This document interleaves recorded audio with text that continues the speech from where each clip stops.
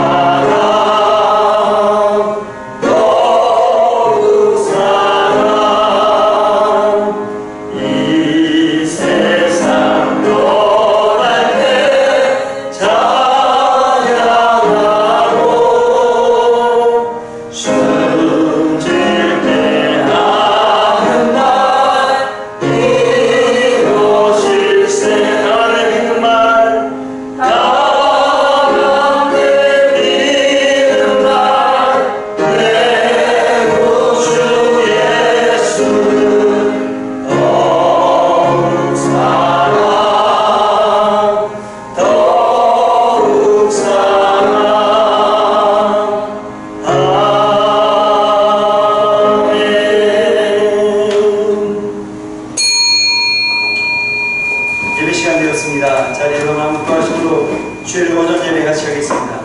다 같이 일어나 기도하시겠습니다.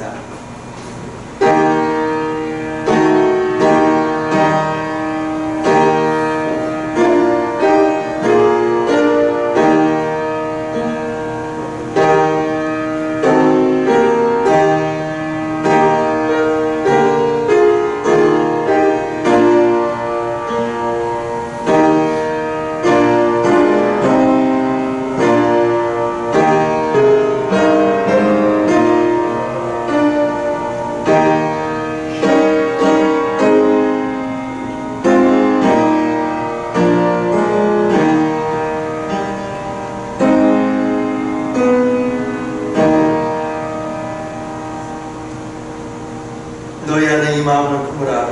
곧 그리스도 예수의 마음이니 그는 근본 하나님의 본체시나 하나님과 동등됨을 취할 것으로 여기지 아니하시고 오히려 자기를 비워 종의 형체를 가지사 사람들과 같이 되셨고 사람의 모양으로 나타나사 자기를 낮추시고 죽기까지 복종하셨으니 곧 십자가에 죽으십니다. 하나님 아버지, 우리가 예수의 마음을 품게 하여 주시옵소서. 하나님과 동등됨을 취하지 아니하시고 오히려 자기를 비워 종의 형체를 가지신 것처럼 우리가 서로의 종이 되어서 서로 섬기는 자들에게 허락하여 주시옵소서. 내가 주인 되고 내가 상전이 되어서 아랫사람으로 사람을 섬기는 것이 아니라 우리가 온전히 종의 모습을 그리스도의 마음과 같이 되어 온전히 죽기까지 복종하시는 것처럼 우리가 서로를 내 몸과 같이 사랑하며 섬겨나갈 수 있도록 주여 인도하여 주시옵소서. 하나님, 세상 가운데 가장 큰 예수 그리스도의 이름을 우리 가운데 허락하여 주셔서 그리스도인이라고 말씀하시오. 이 땅 가운데 예수를 닮은 자로 그리스도인으로 서게 하여 주시옵소서. 사탄의 유혹에 넘어지지 않게 하여 주시옵시고 우리 안에 있는 여러 가지 더러운 것에 굴복하지 아니하게 인도하여 주옵소서. 오직 성령의 사람으로서 성령께서 인도하시는 대로 살게 하여 주시옵소서. 거룩하신 예수 그리스도의 이름으로 기도하옵나이다. 아멘. 사도신경으로 우리의 신앙 고백하겠습니다. 전능하사 천지를 만드신 하나님 아버지를 내가 믿사오며 그의 아들 우리 주 예수 그리스도를 믿사오니 이는 성령으로 함께하사 능력하게 하시고 우리로 그들에게 고난받으사 십자가에 못 박혀 죽으시고 장사한지 사흘 만에 죽은 자 가운데서 다시 살아나시며 하늘에 오르사 전능하신 하나님 은혜에 계시다가 저리로서 산 자와 죽은 자를 심판하러 오시리라. 성령을 믿사오며 거룩한 공예와 성부가 서로 교통하는 것과 죄를 사하여 주시는 것과 몸이 다시 사는 것과 영원히 사는 것을 믿사오나이다. 아멘. 우리 자리에 앉아서 찬송가 300장 읽어드리겠습니다.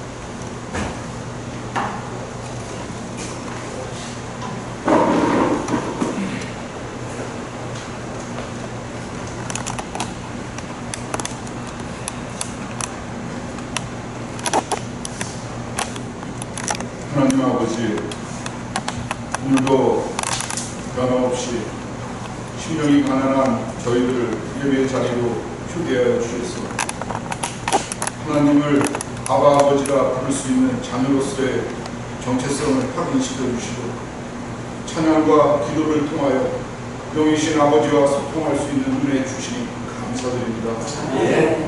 오늘 드리는 예배 크게 받아주시고 저희들은 주시는 말씀을 아멘으로 화답하는 천국 예배가 되기를 소망합니다. 수고하고 무거운 짐진 자들아 다 내게로 오라. 내가 너희를 쉬게 하리라. 저희들 두 발을 딛고 살아가는 이 공고한 세상에서 하나님께 예배를 드리며 성도 간에 교제할 수 있는 어머니와 같은 교회 공동체를 세워주신 것 감사드립니다. 세워주신 교회 안에서 하나님이 어떤 분이신지를 알아가며 그리하여 나는 누구인가라는 정체성을 깨닫고 또한 성도 간에 풍성한 사랑과 교제가 있도록 은혜 베풀어 주시옵소서. 하나옵기는 이곳에 세우신 임마누엘 교회가 주어진 사명 잘 감당하며 현재의 어려운 여건 속에서도 현상 너머에 계신 하나님 뜻을 발견하며 자라갈 수 있도록 도와주시옵소서. 지난 한 주간 삶을 돌아보며 말씀대로 살지 못한 연약한 심령을 회개합니다.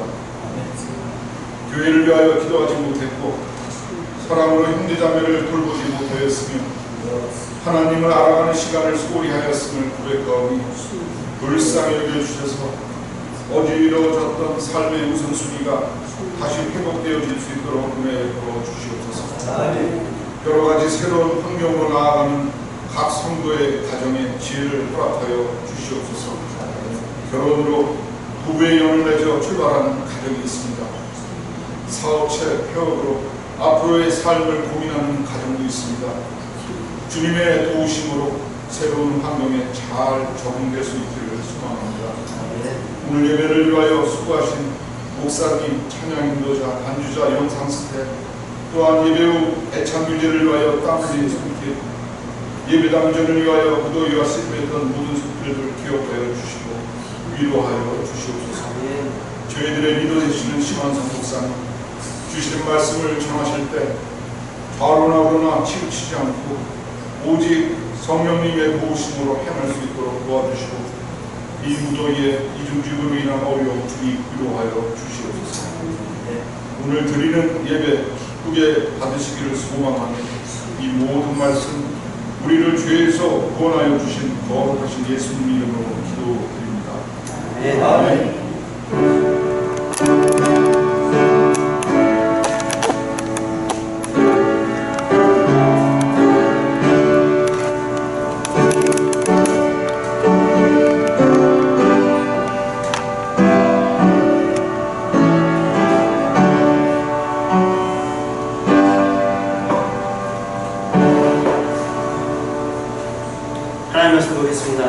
말씀은 예배소서 1장 18절에서 19절까지의 말씀을 보겠습니다. 예배소서 1장 18절에서 19절까지의 말씀을 보겠습니다.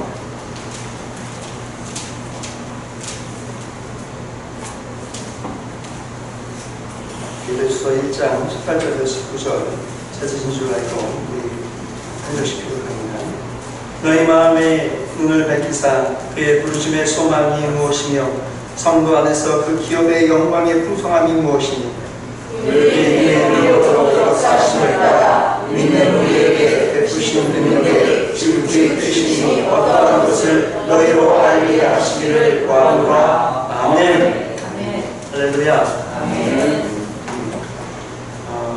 한 주간 말씀을 준비하고자 묵상하고 살펴보면서 우리에게 어떤 말씀이 필요한지 어떻게 살아가는 것인지에 대해서 깊이 생각해 보면서 오늘 본문을 정하였습니다. 우리가 이런 생각을 했습니다. 신자로 살아간다는 것이 뭘까라고 하는 생각을 해봤습니다. 여러분, 예수님의 신자로 살아가는 게 뭡니까? 아니, 신자답게 사는 건 또 뭘까요? 제가 목사로 재직하고 살아가면서 제일 힘든 것 중에 하나는 뭐냐면 목사답게 사는 것. 여러분 어떠세요? 장로님들은 장로님답게 살고 계시죠? 권사님들도 권사님답게 살고 계시죠? 우리 집사님도 집사님답게 살고 계시고 사모님도 사모님답게 살고 계시고 우리 성도님들도 그리스도인답게 사는 게 참 힘든데요. 가장 기본은 이겁니다. 그리스도인답게 사는 것. 예수 믿는 사람답게 사는 것. 이게 참 그렇게 예수 믿는 사람인데요. 예수 믿는 사람답게. 사람들이 우리를 보고 야, 저거 그리스도인이다. 예수님 아니면 설명되지 않는, 참 우리랑 다르게 예수님처럼 사는 사람이야. 이래서 그리스도인 아니겠습니까? 그리스도인답게 사는 것. 오늘 어떻게 그리스도인답게 살지에 대해서 한 주간 고민하다가 본 말씀을 하려고 왔습니다. 신자답게 사는 것, 그리스도인답게 사는 것, 그러면요, 우리가 세상 사람들의 그 시각과 완전히 다른 시각과 다른 관점으로 살아간다는 것을 의미합니다. 그런 것 같아요. 사람들하고 다른 시각으로 보고 다른 관점으로 보지 않으면 도대체 다른 세상 사람들하고 똑같이 살지 않을 방법이 없어요. 뭐예요? 다른 시각으로 사는 거죠. 그것은 어떤 시각이냐? 천상의 시각입니다. 하나님의 관점에 대한 이야기죠. 저 멀리 있는 이야기가 아니라 오늘 우리의 삶의 이야기를 생각해 봅시다. 복음은요, 지금 여기서 우리가 살아가는데 어떤 차이를 만들어가? 복음이 이 세상에 살아가는 우리에게 어떻게 다르게 살아갈 능력을 만들어내고 있는가 하는 것입니다. 만드는 힘이 있는가 하는 것이죠. 만일 그리스도의 복음이 우리를 다르게 살 능력이 있다면 그것은 어떤 방식의 삶일까요? 하나님의 말씀이 세상 사람들과 우리를 다르게 살 수 있는 그런 힘과 능력이 있다면 어떤 방식으로 작용하냐고요.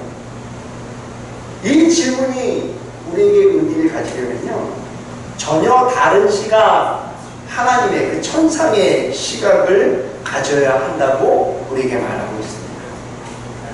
만약에요, 우리가 이 천상의 시각을 가지지 않는다면 여전히 우리는 세상이 바라보는 관점으로 바라볼 것이고요, 그 방식으로 세상을 보고 살아가게 됩니다. 그럼 어떻게 될까요?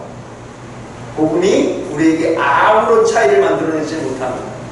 세상 사람들과 우리를, 이 말씀이 세상 사람들과 우리를 다르게 만들지 않습니까? 근데 아무런 차이를 만들지 못해요.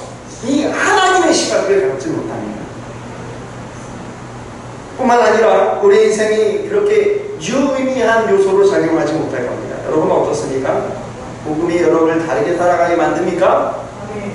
한 주간에 예배 드린 것이 나는 그 예배로 인해서 나의 삶이 바뀌었습니다, 다르게 살아가게 만듭니다라고 자신있게 고백할 수 있겠습니까? 보십시오. 돈도요, 세상에 살아가는 사람들을 다르게 만들 힘이 있습니다. 돈이 있고 없고의 차이가, 얼마나 많이 가졌는가 적게 가졌는가의 차이가 삶의 질을, 영향을 줍니다. 삶을 바라보는 관점도 다르게 만듭니다. 그럼 신앙이 무엇이고 복음이 무엇인지, 복음이 돈만큼의 힘도 없다고 말할 수 있습니까? 아니죠. 여기에 따라 다르게 됩니다. 천생의 시각은 마치 평면을 바라보는, 우리의 눈높이에서 바라보는 시각을 넘어서 드론에서 저 위에 100m, 300m 이상 높은 곳에서 우리 인생을 바라보게 하는 그런 시각을 주는 거죠. 우리 걸어가는 인생 가운데 하나님의 시각을 그렇게 만듭니다. 첫 번째 주제는 이겁니다. 천상의 시각을 가지고 살아가기 위해서 우리가 첫 번째로 살펴봐야 될 것은 무엇이냐면, 무엇이 중요한가? 여러분 삶에 무엇이 중요한가를 바라봐요. 기독교 신앙은요, 그렇다고 초현실주의는 아닙니다. 현실을 도피하는 것을 말하지도 않습니다. 정확하게 신앙은 우리의 두 발을 이 땅에 딛고 그리고 살면서 하늘의 소망을 두는 것을 말하고 있습니다. 그것이 신앙입니다. 이런 의미에서 성경은 뜬구름 잡는 이야기가 아니고, 성경의 메시지는 철저하게 현실을 살아가는 하나님의 백성을 향한 메시지라는 거예요. 이 땅을 살아가는 하나님의 백성을 위한 메시지가 성경 말씀입니다. 천국에 가면 성경이 필요할까요? 저는 필요 없다고 생각합니다. 하나님께서 우리에게 그때 우리에게 주신 놀라운 은혜와 하나님의 그 시각을 바로 알 수 있기 때문에 그렇죠. 이 땅에 살아가는 하나님의 백성에게 필요한 것이 하나님 말씀이죠. 기독교 신앙이 철저하게 그렇게 살아갑니다. 이 말은 성경이 어떻게 하면 이 땅에서 좋은 아내와 좋은 남편이 될 것이냐를 말하는 것은 아닙니다.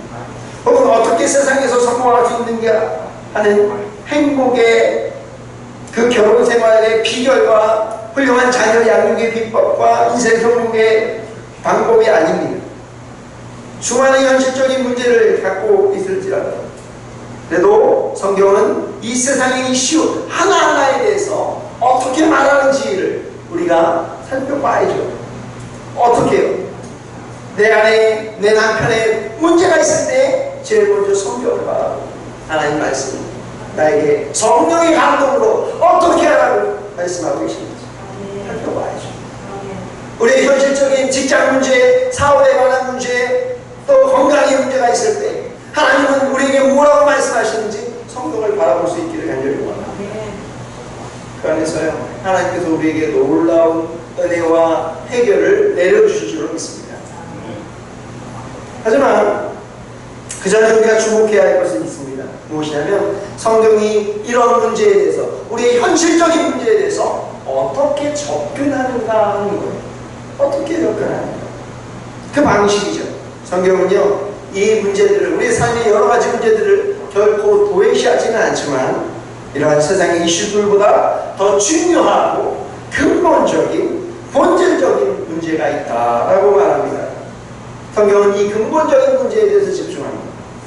오늘 본문은요 예배소 교회를 위한 사도 바울의 편지입니다. 그냥 편지가 아니라 이 편지 가운데 이 예배소 교회 성도들을 위한 기도의 내용이었다는 거예요. 바울이요 이 예배소 교회에 얼마나 사역했는지 아십니까? 2년 3개월 정도 사역했습니다. 이 이상 예배소 교회에서 보냈다고 말합니다. 또 그는 밀레도에서요 이 예배소 교회 장로들과 헤어질 때요 눈물로 끌어안고 막 기도하며 헤어졌어요. 얼마나 이 사도 바울이 이 예배소 교회의 특별한 교회였는지요. 그것을 보여주기에 충분한 그러한 장면들이 곳곳에 있습니다. 예배소 교회는요 큰 교회는 아니었습니다. 작은 교회예요. 또 그것이 예배소 교회 성도들이요 고린도 교회나 다른 교회들 잘 사는 교회도 아니었습니다. 어려운 성도들이 많은 교회였죠. 그런데 그곳에서 특별히 사도 바울은요 이 개인적이고 또 각 가정의 여러 가지 문제들을 이 예배소 교회 성도들에 대해서 잘 알고 있었습니다. 그렇기 때문에 하지만 놀랍게도요 이 사도 바울은 그들이 직면하고 살아가고 있는 구체적인 사안에 대해서 특별한 상황에 대해서 사도 바울은 기도하고 있지 않다는 거예요. 전 이해가 좀 안 될 것 같기도 해요. 그런데 여러분 예배 때 장로님들이 하는 기도와 목사의 기도가 좀 다른 것 아십니까? 어떤 측면에서 다르죠? 장로님들은 치리하는 장로로서 성도들의 각 가정과 삶의 문제에 있어서 하나님께 간구하고 도우며 그들을 돌보는 역할들을 하는 것이죠. 목사는 치리함과 말씀을 전하는 자로서 하나님의 말씀과 성도들의 영적인 상황과 성도들의 신앙을 돌보죠. 그러한 측면에서 기도의 내용이 조금 다릅니다. 목사에게 정말로 중요한 것은 성도들의 영적인 삶의 결정들과 삶의 방향입니다. 그래서요 이 사도 바울은요 목회자의 심령으로 이 예배소 교회 성도들을 위하여 기도하며 그 기도의 글을 고스란히 담아서 성도들에게 보냅니다. 얼마나 특별한 교회였는지요. 그런데도요 그들의 삶에 직면한 구체적인 사안에 대해서는 이야기하지 않습니다. 거기에 대해서 기도하지 않습니다. 그들에 대해서 너무나도 잘 알고 있음에도 불구하고 그것을 강조하여 기도하지 않았습니다. 그리고요 예배에서 성도들이 그 무엇이 자기가 알고 있는 그 무엇인가를 알기를 간절히 원했다는 거죠. 이것이 사도가 자신의 기도 내용에 이 서신이 기록한 한 가지 이유였습니다. 예배소 성도들을 힘들게 하는 일터에 관한 문제, 가정에서 겪는 부부에 관한 문제, 자녀의 문제, 이 어려움을 알고 있음에도 불구하고 일일이 다루지 아니합니다. 물론 서신의 후반부에 그들의 일터의 문제를 다룬다는 사실을 우리가 알고 있지만 이 사도가 어떤 맥락에서 다루고 있는지를 살펴볼 필요가 있어요. 이 접근 방식에 대해서 예배소 교회를 향한 사도 바울의 기도에서 들어갑니다. 본문에 보면요, 예배소 성도를 위한 사도 바울의 기도는 한마디로 이거예요. 주님께서 그들의 마음의 눈을 밝혀달라는 것. 그들의 마음의 눈을 밝혀줬으면 좋겠습니다. 이들의 예배소 교회 성도들의 뭐 이런 문제 저런 문제 그런 문제 많이 있지만 이 문제에 앞서서 이 문제를 접근할 때 한 가지 첫 번째 중요한 것, 내가 알고 있는 것 너희도 알았으면 좋겠는 거 이거예요. 주님이 그들의 눈을 밝혀줬으면 좋겠다는 거예요. 사랑하는 성도 여러분, 여러분들의 영안이 밝혀지기를 간절히 원합니다.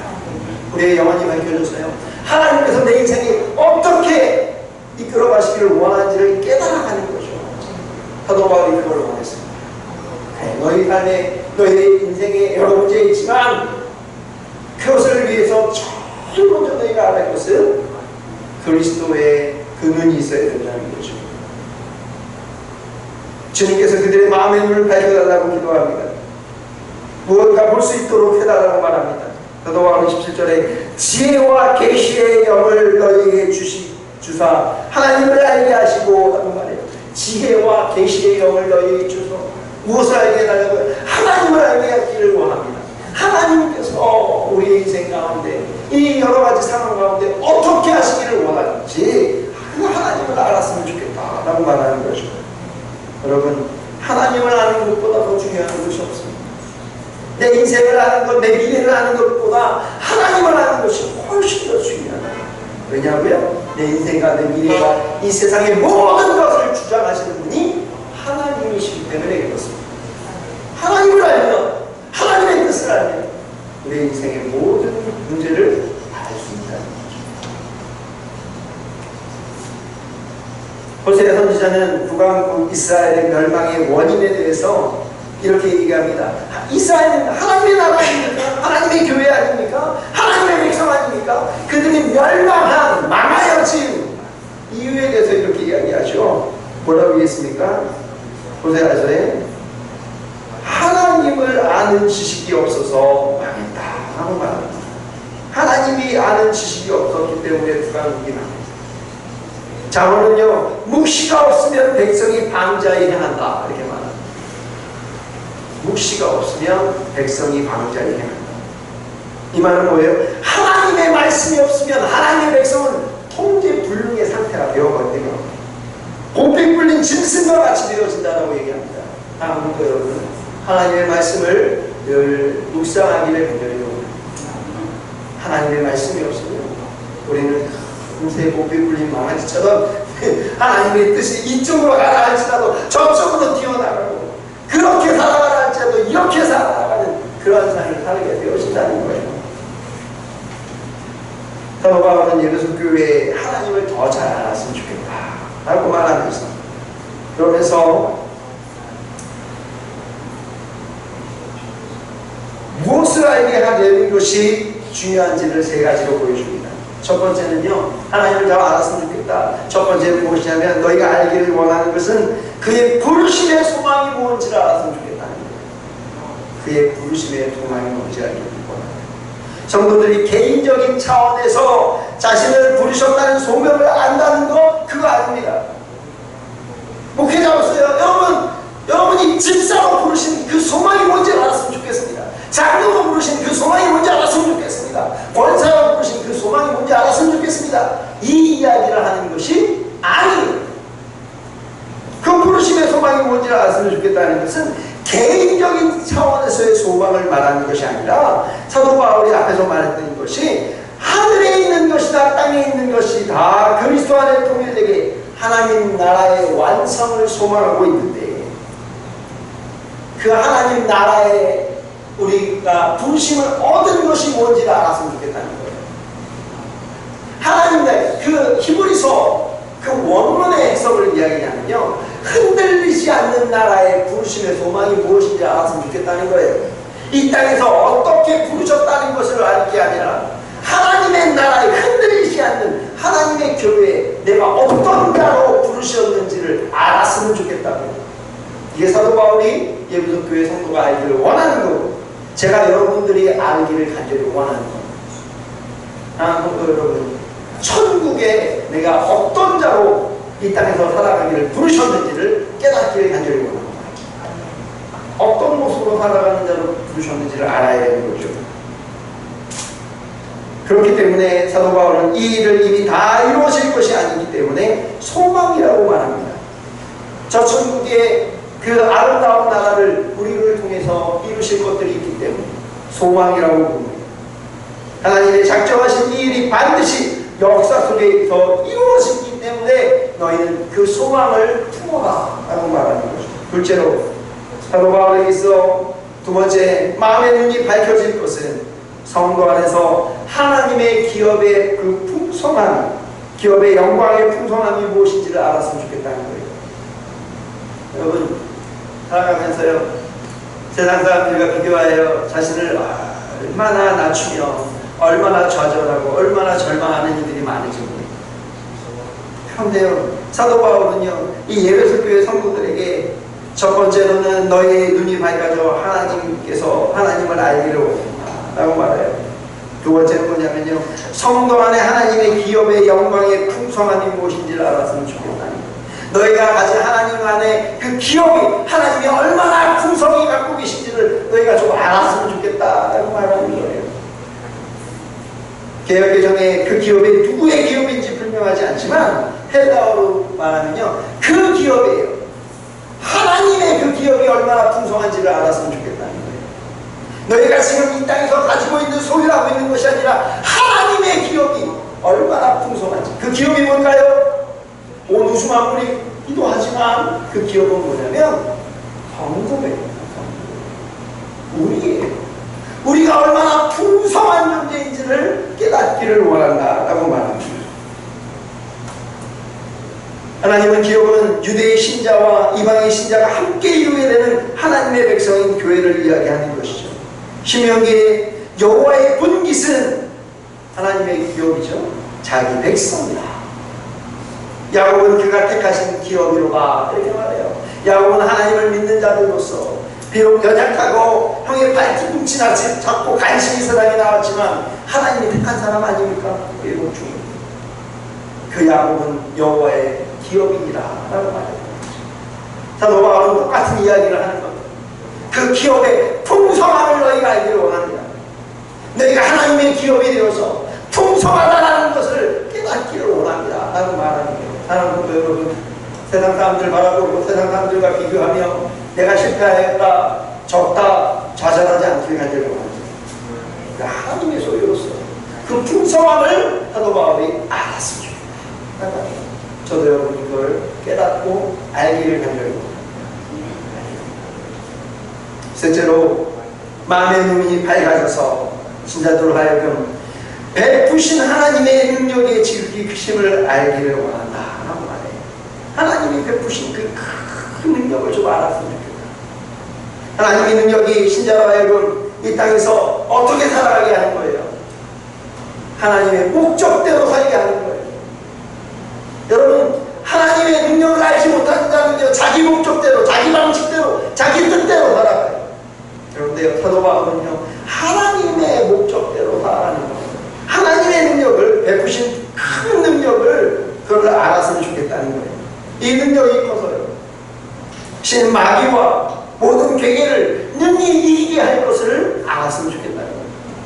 제발 너희 눈이 밝아져서 하나님의 능력이 크다는 걸 좀 알았으면 좋겠다고 사도 바울이 간절히 기도하는 거예요. 그런데 여러분, 이 큰 능력을 가끔 쓰십니까?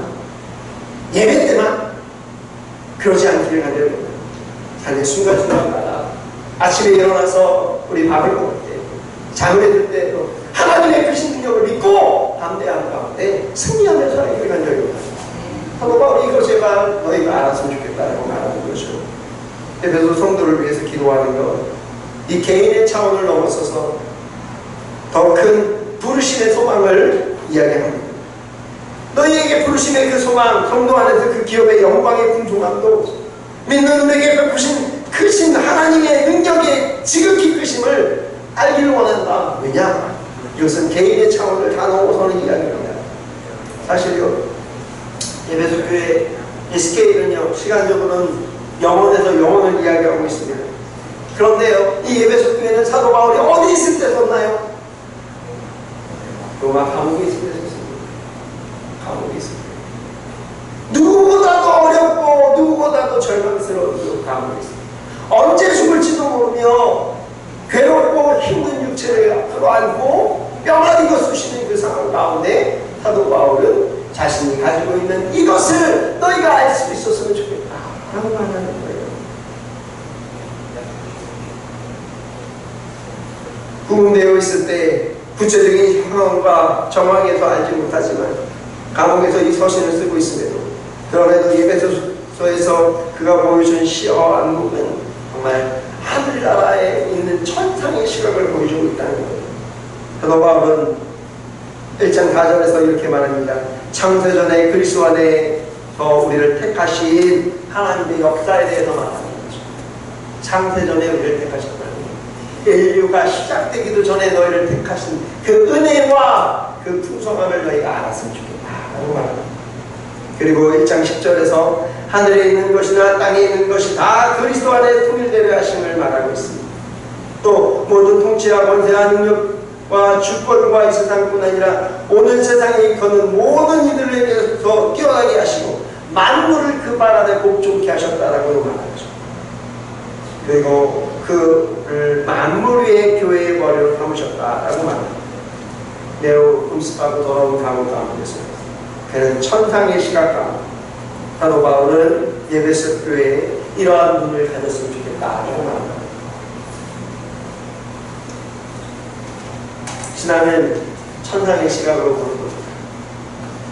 신자들이 이 마음의 눈이 점점 밝아져야 합니다. 또 신앙은 보이지 않는 세계를 실제로 보는 것과 같습니다. 그렇지 않습니까? 믿음은 바라는 것의 증거다 라고 말하는 보이지 않는 것의 증거다.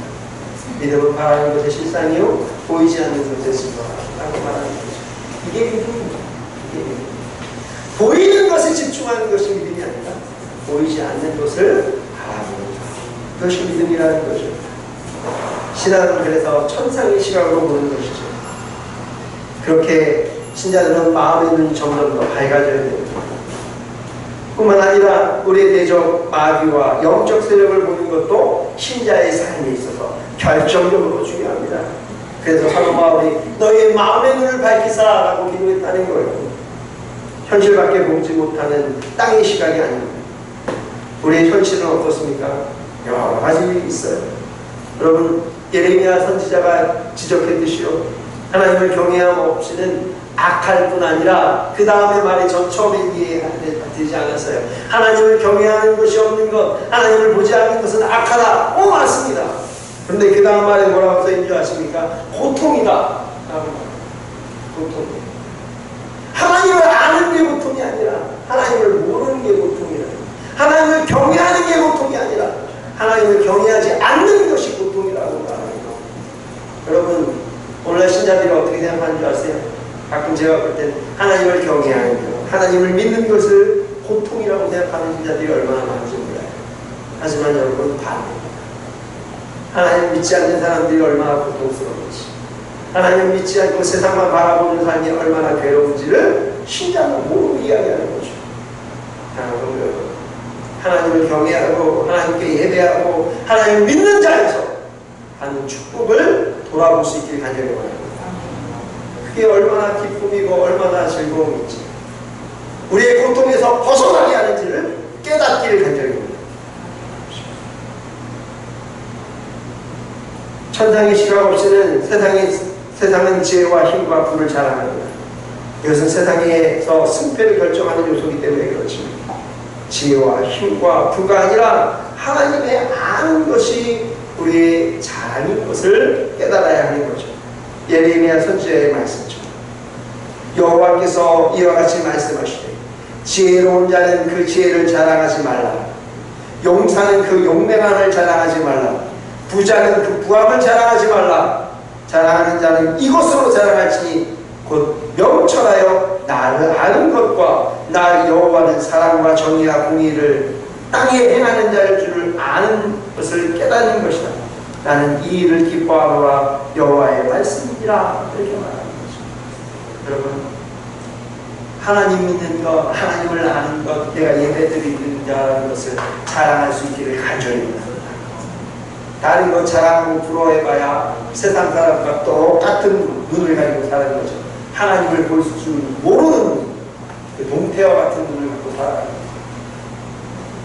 하나님을 안다는 것, 부르심의 소망과 성도 안에서 그 기업의 영광의 풍성함을 믿는 자들에게 부신 능력을 아는 겁니다. 온 우주가 이 구속의 역사한 가운데 또 이루어지는 것을 깨닫는 거죠. 나도 바울은 예배소 교회에만 이렇게 말하는 것이 아니었어요. 골로새 교회에도 말했습니다. 위의 것을 생각하고 땅의 것을 생각하지 마라. 이는 너희가 죽었고 내 생명이 그리스도 안에 함께 하나님 앞에 감추어졌느니라 라고 말하는 거죠. 여러분 어떻게 사세요? 세상 사람으로 팔팔하게 살아 계시나요? 사도 바울은 말해요. 너희가 죽었다 라고 말해요. 세상에 대해서 죽은 자로 말해요. 우리의 생명이 그리스도의 십자가에서 죽고 하나님 안에 감추어진 자로서 우리의 생명이 하나님 안에 감추어진 생명이 있는 자로서 기뻐하며 살기를 간절히 원합니다. 세상 사람들은요 우리의 생명을 노려요. 우리의 영적인 생명을 노려요. 하지만요 우리의 영적인 생명은 어디 있습니까? 하나님 안에 감추어져 있다는 거죠. 그러니 두려워할 것이 없다는 겁니다. 영원한 존재로 그렇게 완성되어져 갑니다. 바울은 그렇게 말하였습니다. 빌립보 교회도 말했습니다. 하늘에 있는 것들과 땅에 있는 자들과 땅 아래에 있는 자들도 모든 무릎을 예수의 권세의 이름 앞에 꿇게 하시고 모든 입으로 예수 그리스도를 주라 시인하여 하나님 아버지의 영광을 돌리게 하십니다. 우리를 구원하시고 우리의 시민권은 하늘나라에 있다고 말씀하십니다. 다시 한번 제가 여러분에게 묻고 싶은 건 믿음이 있다고 하는 우리는 천상의 시각으로 이것을 바라보며 살아가고 있습니까? 여러분의 관심은 하늘에 있습니까? 땅에 있습니까? 이 성경의 논리 가운데 세상에서 우리의 삶을 현실을 무시하며 살려는 것은 아닙니다. 무시할 수도 없고 도피할 수도 없습니다. 그러나 하나님의 시각으로 천상의 시각으로 살라는 거죠. 더 큰 그림을 볼 때 신자는 싸워 이길 수 있습니다. 믿음의 힘으로 믿음으로 싸우며 살아갈 수 있다는 거죠. 이건 신자의 개인의 문제가 아닙니다. 에베소서 1장 21절에 하나님의 그 큰 능력이 그리스도로 모든 통치자와 권세 가운데 포함해서 힘으로 이길 수 있다는 거죠. 3장 10절에 다시 하늘에 있는 통치자들과 권세들로 6장 12절에 우리의 싸움의 대상인 통치자의 권세들이 이 세상 어둠의 통치자들이라고 말하죠. 사탄과 싸우고 있다는 거예요. 여러분 사탄과 싸워 이기를 간절히 원합니다. 눈에 보이는 싸움, 너와 나의 싸움이 아니라 네가 지고 내가 이기는 싸움이 아니라 네가 죽고 내가 승리하는 싸움이 아니라 네가 힘들고 내가 편해지는 싸움이 아니라 영적인 싸움이라는 거예요. 사탄에게 이기는 싸움. 결국 천상의 시각 없이 눈앞의 현실밖에 보지 못한다면 아무리 신자라 할지라도 더 나은 현실을 누리기 위해 기도하고 애쓰는 수준에서 머뭅니다. 하나님 제발 제 삶에 더 나은 삶을 주세요. 더 나은 현실을 주세요. 더 편안하게 살게 해주세요. 너무만 기도 못하는 거예요. 왜요? 천상의 시각이 없습니다. 즉 세상의 방법을 따라 세상 사람들이 원하는 것을 구하며 살아가는 거죠. 이것은 영적인 전쟁과 아무 상관없는 삶입니다. 마음의 눈이 밝아져서 천상의 시각을 가지고 영적 실제를 보게 되는 것. 엘리야 선지자 때요. 엘리사 선지자 때요. 아람 사람들이 참 이스라엘 군사들을 치료할 때마다요. 하나님께서 이 엘리사에게 아람의 그 군대와 아람의 왕이 뭐라고 전략을 짜는지를 다 미리 알려주시는 거예요. 그걸 엘리사가 그렇게 알게 된다는 것을 아람 왕도 알았습니다. 어쩌면 이렇게 산으로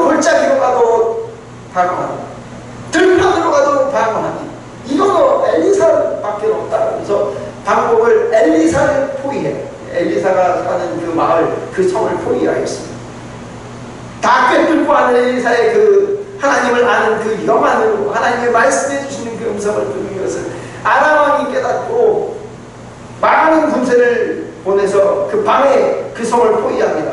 아침에 엘리사의 사원이 아람 군대의 말과 병거가 성을 포위할 것을 보고 절망하며 탄식하여 이렇게 이야기합니다. 아 주여 우리가 어찌 되리까? 라고 말하죠. 엘리사가 뭐라고 대답합니까? 두려워하지 말라. 우리가 함께한 자가 그들과 함께한 자보다 많으니라. 이렇게 말해요. 두려워하지 말라. 우리와 함께한 자가 그들과 함께한 자보다 많으니라. 무엇이 이 두 사람의 차이를 만들어냅니까? 이 사원은 되게 있었겠지만 엘리사는 놀라지도 두려워하지도 않았다는 거예요. 답은 다음 구절에 있습니다. 엘리사 선지자가 놀라서 절망하는 사원을 위해 기도합니다. 여호와여 원하건대 그의 눈을 열어 보게 하옵소서. 제가 여러분에게 간절히 원하는 게 이겁니다. 여러분이 눈이 열리기를 간절히 원합니다. 여호와여 그들의 눈이 열려 보게 하옵소서. 여호와께서 그 청년의 눈을 여심해 그가 보니 불말과 불병거가 산에 가득하여 엘리사를 불렀더라. 우리에게 하나님께서 보내신 그 우리를 보호하고 지키는 천군천사가 가득하여 우리를 보호하고 있다는 것을 바라볼 수 있는 영혼을 깨닫기를 간절히 원합니다. 우리는 세상에서 넘어질 수 있지만 우리의 영혼은 하나님께 감추어져 있습니다. 우리는 이 땅에서 망하여지지 않습니다. 하나님의 일들을 감당할 때까지 끝까지 하나님께서 보호하신다는 것을 깨닫기를 간절히 원합니다. 이것은 육안으로 본 현실이 아닙니다. 엘리사 선지자도 도단성을 포위한 엄청난 아람 군대를 보았습니다. 선지자는 이것을 무시하거나 회피하지 않았습니다. 그러나 엘리사는 더 큰 것을 보았습니다. 엘리사는 불발과 불병과 산에 가득하여 자신을 두른 것을 바라보았죠. 이 말씀은 가르쳐주는 것은 무엇이냐면 관건은 현실을 바라보지 못하거나 현실에 대해서 정확히 분석하지 못하는 데 있는 것이 아니라 마음의 눈이 밝아져서 천상의 것을 바라보는 것이죠. 그의 힘과 위력으로 역사하심을 따라 믿는 우리에게 베푸신 능력의 지극히 크심이 어떠한 것을 바라보기를 원하는 사도 바울과 같은 거예요. 우리에게 크신 능력을 베푸시고 우리를 보호하신 그 능력이 무엇인지를 알기를 원하는 거죠. 실제를 보는 천상의 시각을 갖기를 원하는 거죠. 내 삶에 하나님을 믿지 않는 사람들의 삶과 본질적으로 다르다는 것을 깨닫기를 원합니다. 우리의 마음에 눈이 감겨져 있는 것이 얼마나 마음 아픈 일인지 얼마나 고통인지를 알기를 원합니다. 성경에서 온 세상과 모든 역사가 하나님의 거대한 구속의 드라마 가운데 우리도 그 안에 들어있다는 거예요. 내 인생의 역사의 드라마에 하나님께서 들어오는 것이 아니라 하나님의 구속의 인류의 역사 가운데 내 인생이 그 안에 들어가는 거죠. 주인공으로 쓰임받는 겁니다. 성경이 가르치는 구원은 이런 겁니다. 예수께서 십자가의 죽으심으로 모든 죄와 죽음의 마귀에 결정적으로 이기셨다는 거죠. 우리는 매일의 삶 가운데 우리가 하나님의 말씀을 판단하고 또 귀 기울이고 살아가야 합니다. 예수 그리스도 안에서 세상 가운데 경쟁하여 이김으로 사는 것이 아니라 그걸로 즐거워하는 것이 아니라 패배로 좌절하는 것으로 삶을 부르심을 얻지 않았다는 거예요. 아브라함은 이 서신에 5장 22절에 33절에 아내와 남편에 대해서 말합니다.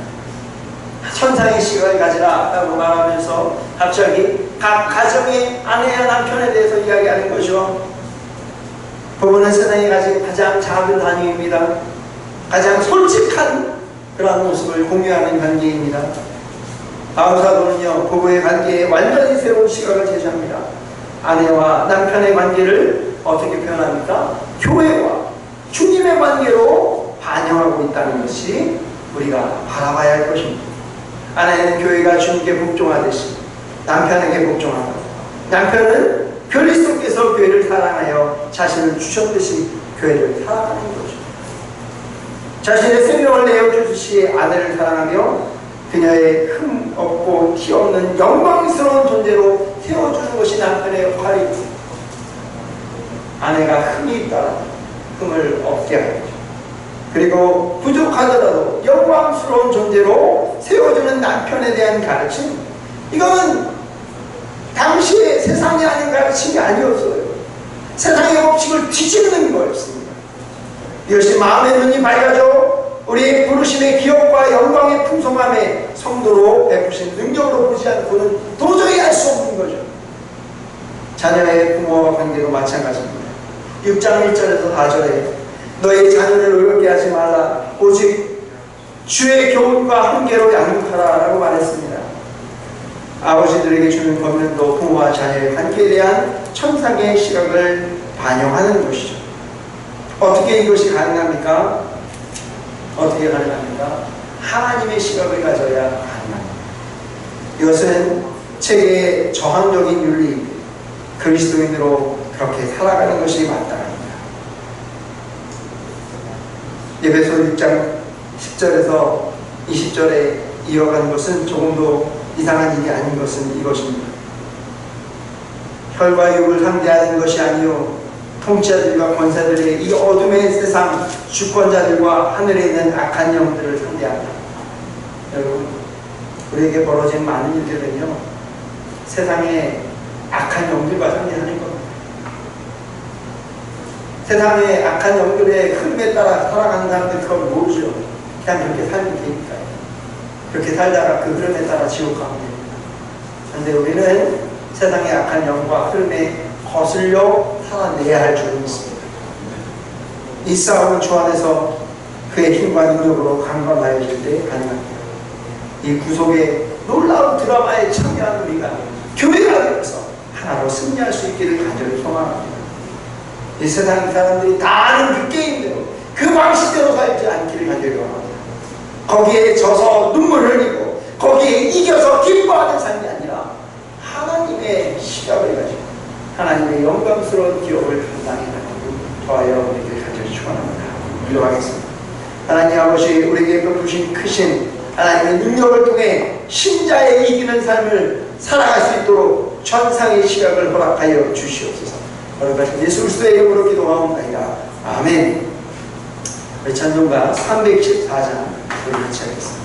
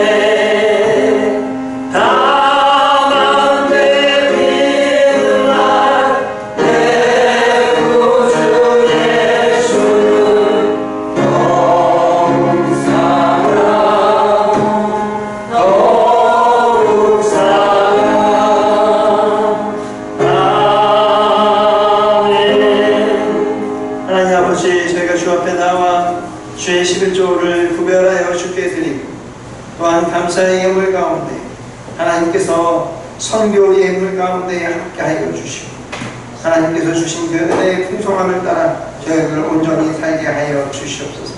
주 하나님 아버지, 삶의 여러 어려움과 괴로움이 있다 할지라도 저희들 주를 위하여 헌신되어지고 주의 그 놀라운 구원의 역사 가운데 쓰임받기에 합당케 하여 주옵시고 임마누엘 교회 가운데 그것의 풍성함을 경험할 수 있도록 주여 역사하여 주시옵소서.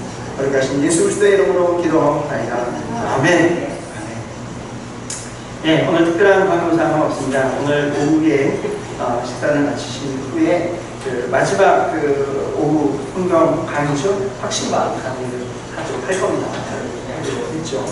하고 학기를 좀 쉬고 또 다음 어떤 강의를 할지 또 결정하고 시작하도록 하겠습니다. 예, 그리고 돌아오는 금요일이 9월 첫 주죠. 첫 주에 9월 1일이에요. 철야가 한 달에 한 번 있습니다. 이때 가능하시면 함께 오셔서 한 달의 시작을 또 기도하고 주께 맡기고 하나님의 인도하심을 하나님의 음성을 듣고 시작하는 저와 여러분들에게 간절히 원합니다. 그 자리에 일어나서 찬송가 358장 하시고 축도로 예배 마치겠습니다.